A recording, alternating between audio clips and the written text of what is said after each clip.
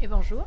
Merci de nous accueillir à la MJC, donc la Maison des Jeunes et de la Culture de Vic. Alors, la MJC, d'abord c'est une association, la Maison des Jeunes et de la Culture, c'est une association. Ça veut dire qu'il y a des bénévoles qui s'occupent de diriger l'association, qui ont envie de porter un projet fort, qui ont envie de porter un projet pour les jeunes, pour les adultes localement, pour les enfants. C'est des gens qui se réunissent pour porter le projet. Et c'est d'abord pour ça que ça existe. Voilà. Et ensuite, la MJC, c'est nous, plusieurs salariés, qui nous occupons de faire tourner la boutique, entre guillemets, et toutes les activités que l'on propose. Et elles sont nombreuses, voilà, à la MJC. On va avoir des activités, on va commencer par les plus jeunes. Pour les enfants, avec par exemple le centre de loisirs des vacances. Donc à chaque vacances scolaires, on ouvre et on accueille les enfants de 3 à 12 ans. D'ailleurs, on embauche aussi des animateurs. C'est très important. On embauche sur les périodes de vacances. Sur chaque période de vacances, nous embauchons des jeunes. Avec le BAFA. Alors, avec le BAFA ou bien stagiaire BAFA. Alors, BAFA ou équivalent. Il y a aussi d'autres diplômes qui permettent d'encadrer le CAP Petite Enfance, oui, bien sûr. des DUG ou des licences STAP donnent des équivalents. Le BAFA à minima, le fameux BTS GPN quand il est terminé, qui donne un équivalent aussi. Mais nous, on prend aussi parfois en toute petite proportion des personnes non diplômées, mais à condition finalement qu'on ait déjà fonctionné avec elles, ces personnes-là, et qu'on sache que ça vaut vraiment le coup, qu'on est sûr que notre non diplômé vaut une personne diplômée. Pour un peu plus grand, on propose aussi des activités pour les jeunes, pour les 12-17 ans. Donc ta tranche d'âge. Voilà. Là, par exemple, à la Toussaint, la première semaine, on est en train de finir de bricoler ça, mais il va y avoir des soirées où on mange, et on joue, on adore manger. Du moment qu'on mange, c'est bien. Mais on fait à manger ensemble. Là, je crois qu'on prépare une burger party. Voilà. Et puis des sorties. On va rencontrer des jeunes d'autres MJC et certainement, je vais revenir vers vous parce que je vais demander à ce qu'on puisse utiliser la forêt parce qu'on risque de faire un grand jeu, un sargamore dans la forêt du lycée agricole. On aimerait beaucoup. Sargamore. Qu'est-ce que c'est ? Alors, c'est un grand jeu un peu entre un cache-cache et un jeu de piste. Enfin, moi, je ne suis pas spécialiste. D'accord. Elle m'a expliqué ça l'autre jour, donc je ne peux que retransmettre des explications. Un jeu grandeur nature. Oui. Voilà, avec Trop des bien. points, tout ça. Ça, c'est des exemples. On fait aussi parfois une soirée un vendredi soir, un samedi soir en semaine. Donc ça c'est pour les jeunes et on est en train d'agrandir et d'ouvrir un club jeune le mercredi après-midi. Donc un temps où on peut venir, créer un projet, faire des activités et puis un deuxième temps où on peut laisser un espace pour travailler aussi parce que le mercredi il y a des devoirs à faire aussi et donc bloquer un temps là-dessus. Oui. Elle confirme. Le plus grand plaisir, Oui. voilà, le plus grand plaisir, voilà. Donc il y aurait ce temps-là. On continue. Là, ça va être du mixte pour aussi bien des enfants que des adultes. Et par exemple, là, tout de suite, tout à l'heure, vous avez vu un groupe là-bas. Ouais. C'était le club de théâtre des enfants. Ah, ok. Voilà, ils ont théâtre là pendant 1 heure avec un intervenant. Et donc là, les enfants, ils sont inscrits pour toute l'année. Les parents, ils ont payé vraiment la cotisation au club théâtre. Donc ça, c'est un exemple. C'est une activité annuelle. C'est une activité qui a lieu toutes les semaines, hebdomadaires, tant que ce n'est pas les vacances scolaires. D'accord. Un peu comme nos ateliers au lycée. Voilà. C'est ça. Voilà. Et donc, il y a aussi de la danse pour les adultes. Il y a tous les mois, ça va être de la poterie, par exemple. On a de la vannerie. On a du hip-hop avec 2 groupes. Un groupe spécifique à enfants et un groupe spécifique pour les ados.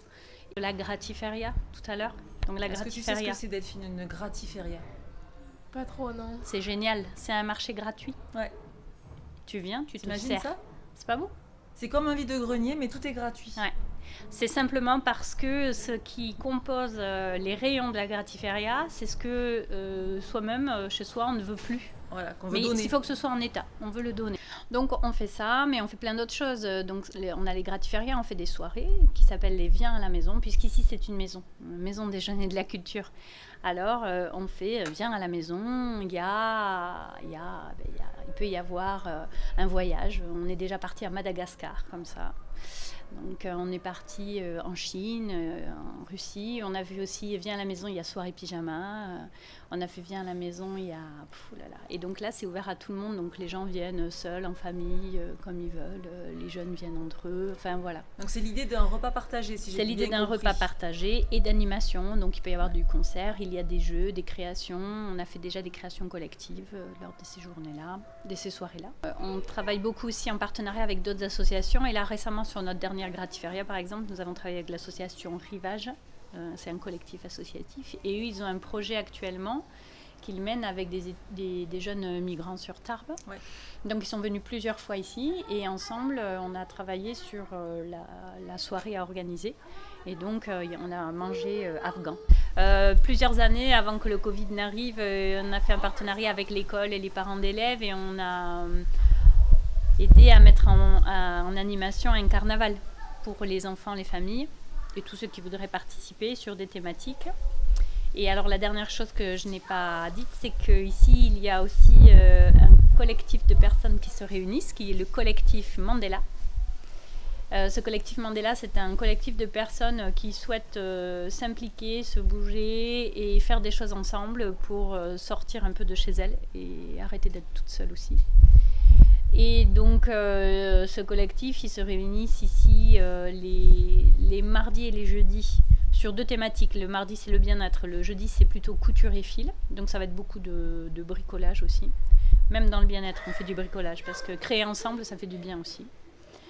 Et ce collectif, entre autres, ils ont fabriqué par exemple plusieurs fois un gros monsieur carnaval en tissu. Donc plein de récupération en tissu.